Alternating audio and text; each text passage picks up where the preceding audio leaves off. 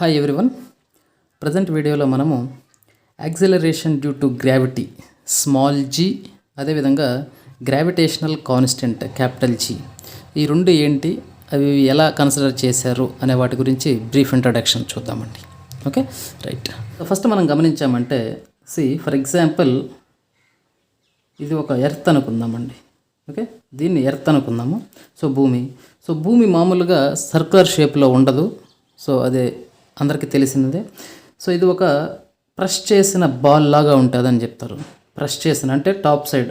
రౌండ్గా ఉన్న బాల్ని ఇలా ఒత్తినప్పుడు ఏమవుతుంది, ఈ సైడ్స్ వచ్చేసి ఎక్స్పాండ్ అవుతాయి, ఈ సైడ్స్ వచ్చేసి తగ్గిపోతాయి, ఈ సైడ్స్ వచ్చి తగ్గిపోతాయి. So radius is not constant for earth. ఈ డైరెక్షన్లో ఒక రేడియస్ ఉంటుంది.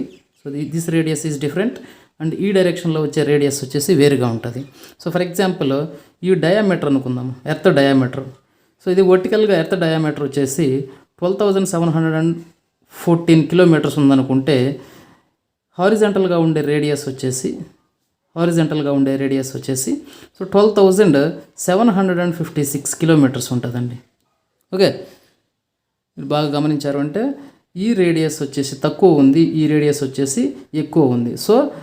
ఎర్త్ సెంటర్ నుంచి నువ్వు కానీ ఇక్కడ ఉన్నావు అంటే ఒక డిస్టెన్స్లో ఉంటావు, ఇక్కడ ఉన్నావు అంటే ఎర్త్ సెంటర్కి వేరే డిస్టెన్స్లో ఉంటావు. క్లియర్? ఇది అట్లా పక్కన పెట్టేసేయండి. జీ తెలుసుకునే ముందు మనము జనరల్ థింగ్స్ అయినటువంటి వెలాసిటీ అంటే ఏంటో చూద్దాము, యాక్సిలరేషన్ అంటే ఏంటో చూద్దామండి. ఒక డిస్టెన్స్ డి అనుకుంటే 2 పాయింట్స్ మధ్య ఇది ఒక పాయింట్ ఏ, ఇది పాయింట్ బి అనుకుంటే, ఈ 2 పాయింట్స్కి మధ్య డిస్టెన్స్ డి అనుకుంటే వెలాసిటీ అంటే ఏంటంటే, velocity is nothing but rate of change of distance. ఇక్కడ ఎక్స్ అనుకుందామండి, ఎక్స్. ఈ రెండింటి మధ్య డిస్టెన్స్ వచ్చేసి ఎక్స్ అనుకుందాము. రేట్ ఆఫ్ చేంజ్, రేట్ అంటే ఏంటంటే with respect to time. With respect to time ఎంత డిస్టెన్స్ జరిగింది.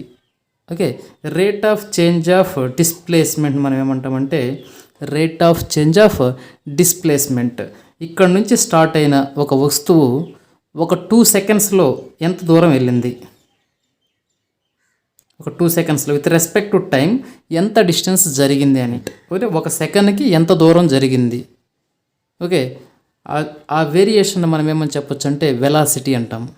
ఓకే, దీనికి యూనిట్స్ ఎలా రాస్తాం, మామూలుగా మీటర్స్ పర్ సెకండ్. వెలాసిటీకి యూనిట్స్ ఏంటి, మీటర్స్ పర్ సెకండ్. అంటే ఒక సెకండ్కి ఎన్ని మీటర్స్ జరిగింది. మనం కన్ను మూసి తెరిసేసరికి ఒక వెహికల్ ఇక్కడి నుంచి ఇక్కడికి వెళ్ళింది అనుకోండి, ఇక్కడి నుంచి ఇక్కడికి ఒక సెకండ్లో వెళ్ళింది అనుకోండి, ఈ డిస్టెన్స్ ఎంత, 1 మీటర్ అనుకుందాం అనుకోండి. Velocity of this vehicle is 1 metre per second. అంటే ఒక సెకండ్కి 1 మీటర్లు వెళ్ళింది. This is velocity. Okay, velocity. Okay, ఒక సెకండ్కి ఎంత డిస్టెన్స్ వెళ్ళింది, వెలాసిటీ. అలా కాకుండా there is one more term called acceleration. మనకు అందరికీ తెలిసిందే యాక్సిలరేషన్ అంటే ఏంటంటే rate of change of velocity. Okay, ఒక సెకండ్కి వెలాసిటీలో ఎంత చేంజ్ జరిగింది. For example A and B అనేవి 2 పాయింట్స్ అనుకుంటే, ఏ నుంచి సి వరకు జరిగేసరికి వెలాసిటీ ఎంత అంటే 1 మీటర్స్ పర్ సెకండ్ ఉందనుకుంటే, సి నుంచి డి వరకు ఇక్కడి నుంచి ఇక్కడికి వెళ్ళేటప్పటికి స్పీడ్ వచ్చేసి 2 మీటర్స్ పర్ సెకండ్ ఉందనుకుందాం అనుకోండి. అంటే there is a change in velocity. ఇక్కడ నుంచి ఏ నుంచి సి వరకు 1 మీటర్స్ పర్ సెకండ్తో వెళ్ళిన వెహికల్ సి నుంచి డి వరకు ఎంత స్పీడ్తో వెళ్ళింది, 2 మీటర్స్ పర్ సెకండ్తో వెళ్ళింది. అంటే there is a change in velocity. వెలాసిటీలో చేంజ్ని మనం ఏమంటాము అంటే యాక్సిలరేషన్ అంటాము. Change in velocity with respect to time. Time మారే కొద్దీ ఏమవుతుంది, వెలాసిటీలో చేంజ్ జరుగుతుంది. ఆ వేరియేషన్ మనం ఏమంటాము, యాక్సిలరేషన్ అంటాము. Okay, acceleration. Okay, change in వెలాసిటీని మనం ఏమంటున్నాం, ఫైనల్గా యాక్సిలరేషన్ అంటున్నాం అన్నమాట. ఇక్కడ యాక్సిలరేషన్ డ్యూ టు గ్రావిటీ అనేది ఏంటంటే, జీ అనేది ఏంటి అంటే, మనకి తెలిసి ఏంటి అంటే భూమి మీద నుంచి మనము ఎంతో కొంత ఒక హైట్ నుంచి ఒక వస్తువుని వదిలితే అది డైరెక్ట్గా ఖచ్చితంగా vertically towards centre of the earth. ఇది ఎర్త్ అనుకుందాము, ఇది ఆబ్జెక్ట్ అనుకుందాము. ఇది ఎర్త్, ఇది ఆబ్జెక్ట్ అనుకుంటే ఎంతో కొంత హైట్లో నుంచి వదిలిన ఒక ఆబ్జెక్ట్ ఖచ్చితంగా ఎర్త్ మీదకి రావాల్సిందే.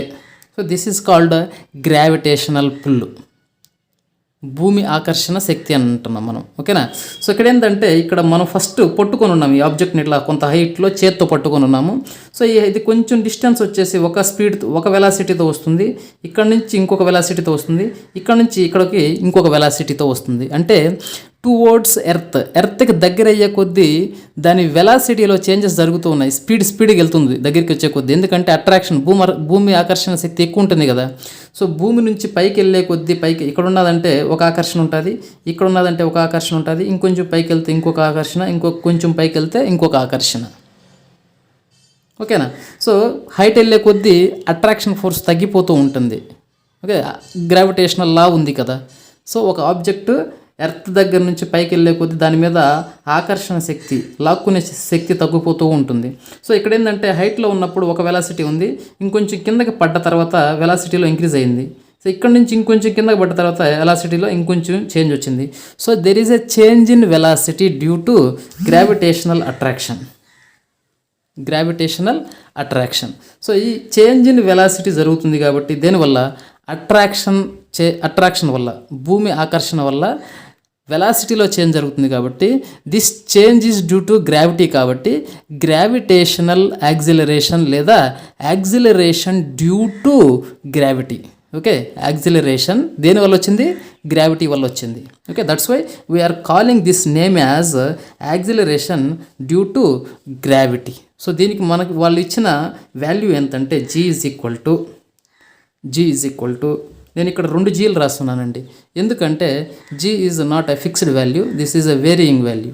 ఓకే, సో ఇక్కడ నేనేం రాస్తానంటే దిస్ ఈజ్ ఎర్త్ అనుకుంటే ఈ డైరెక్షన్ ఏంటి? రేడియస్ తక్కువ ఉంది. ఎందుకని? ఇక్కడ చూడండి, ఈ డైరెక్షన్లో రేడియస్ డయామీటర్ ఎంత?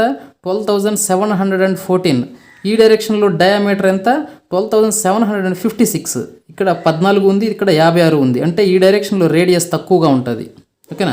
సో తక్కువ రేడియస్ కాబట్టి ఎక్కువ అట్రాక్షన్ ఉంటుంది. సో నువ్వు ఇక్కడ నిలబడ్డావు అంటే సో ఎర్త్ అనేది నిన్ను ఎక్కువ ఆకర్షణతో లాక్కుంటుంది కాబట్టి సో దీనికి సంబంధించిన G వాల్యూ వచ్చేసేసి 9.764 మీటర్/సెకండ్ ఉంటుంది. Okay, so G value is 9.764. But అలా కాకుండా ఈ డైరెక్షన్లో కానీ చూసాము అంటే ఈ డైరెక్షన్లో ఎంత రేడియస్? ఈ డైరెక్షన్లో డయామీటర్ ఎంత? 12,756 కాబట్టి ఖచ్చితంగా ఈ డైరెక్షన్లో రేడియస్ ఎక్కువ ఉంటుంది. సో నువ్వు ఇక్కడగా నిలబడ్డావు అనుకో, సో ఈ డైరెక్షన్తో కంపేర్ చేసుకుంటే ఈ డైరెక్షన్లో నిన్ను తక్కువగా లాక్ ఉంటుంది.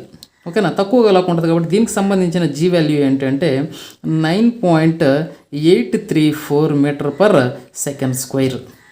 సో ఇక్కడ ఏంటంటే లాటిట్యూడ్స్ డైరెక్షన్లో ఒక G ఉంది, లాంగిట్యూడ్ డైరెక్షన్లో ఒక G ఉంది. So there is a difference in G.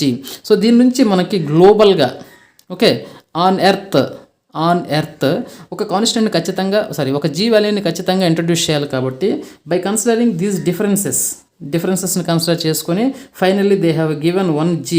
That G value is nothing but 9.80016 something meters per second. So ఇక్కడ మనం రాసుకోవడానికి ఏం చేస్తాము? సో ఇన్ని ఎక్కువ టర్మ్స్ ఉన్నాయి కాబట్టి దీన్ని G is equal to 9.81 meters per second రాసుకుంటాం అనమాట. So this is about G. Okay, so Gని ఎందుకు ఇలాగా రెండుగా ఉన్న G వాల్యూస్ని ఒకటిగా ఎందుకు రాసామంటే we have to consider single one for entire earth. So అందువల్ల ఈ వాల్యూని మనము కన్సిడర్ చేస్తాము for our calculations. Okay, so this is about small G. Okay, acceleration due to gravity. So వెలాసిటీలో చేంజ్ జరుగుతుంది కాబట్టి మనం ఏమన్నాము? యాక్సిలరేషన్ అన్నామన్నమాట. సో అలా పోతే నెక్స్ట్ క్యాపిటల్ G అంటే ఏంటంటే gravitational constant. So according to Newton ఏం చెప్పారు అంటే మన యూనివర్స్లో ఉన్న ఎనీ 2 బాడీస్కి మధ్య M1 అండ్ M2, సో ఇదొక బాలు లేదా ఇది ఎర్త్ ఇది మూన్ అనుకున్నాము అంటే యూనివర్స్లో ఉన్న ఎనీ 2 బాడీస్కి మధ్య గ్రావిటేషనల్ అట్రాక్షన్ ఉంటుంది అని చెప్పాడు. Gravitational attraction. సో ఈ రెండు వచ్చేసి ఎంత డిస్టెన్స్లో ఉన్నాయి అనుకుంటే for example the distance between these 2 objects is R అనుకుందాం, రేడియస్ లేదా డిస్టెన్స్ ఆర్ అనుకుందాం. ఈ రెండు మాసెస్కి మధ్య, సో ఈ బాడీ యొక్క మాస్ వచ్చేసి m1, ఈ బాడీ యొక్క మాస్ వచ్చేసి m2. సో ప్రతి ఆబ్జెక్ట్కి మాస్ అనేది ఉంటుంది. Okay, so mass m1 and m2. m1 అనే మాస్, m2 అనే మాస్ రెండు వచ్చేసి ఎంత డిస్టెన్స్లో ఉన్నాయి, రేడియస్ r అనే డిస్టెన్స్లో ఉన్నాయన్నమాట. సో అకార్డింగ్ టు న్యూటన్ ఏం చెప్పాడు, ఏ రెండు బాడీస్కి మధ్య కూడా అట్రాక్షన్ ఫోర్స్ ఉంటుంది అని అన్నాడు. సో ఇక్కడ అతను చెప్పింది ఏంటంటే force, attraction force is directly proportional to mass of the product of the masses of the bodies. Okay, రెండు బాడీస్ యొక్క ప్రోడక్ట్కి ప్రపోర్షనల్గా ఉంటుంది అని అన్నాడు. అదేవిధంగా attraction force is inversely proportional to distance square అన్నాడు. ఆ రెండింటి మధ్య ఉండే డిస్టెన్స్ స్క్వేర్ ఆర్ కదా. సో ఇప్పుడు కానీ మనం ఫోర్స్ని కానీ కన్సిడర్ చేసుకున్నామంటే force is proportional to product and inversely proportional to distance square. So ఇది అకార్డింగ్ టు న్యూటన్స్ లా ఇది వచ్చింది. సో ఇప్పుడు మనం ప్రపోర్షనాలిటీ తీసేయాలంటే ఖచ్చితంగా ఒక కాన్స్టెంట్ పెట్టాలి కాబట్టి, so this constant is nothing but g m1 m2 by r square. So this g is nothing but universal gravity constant. Through research they have introduced this g value is 6.67 into 10 power minus 11 Newton meter square by kg square.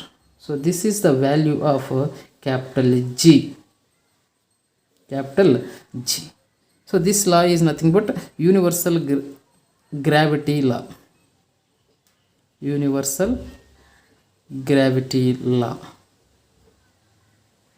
Okay, so this is about capital G. Okay, so నా video మీకు help అయిందని మీరు feel అయితే please do subscribe my channel. మీ ఫ్రెండ్స్కి కూడా suggest చేయండి. Thank you.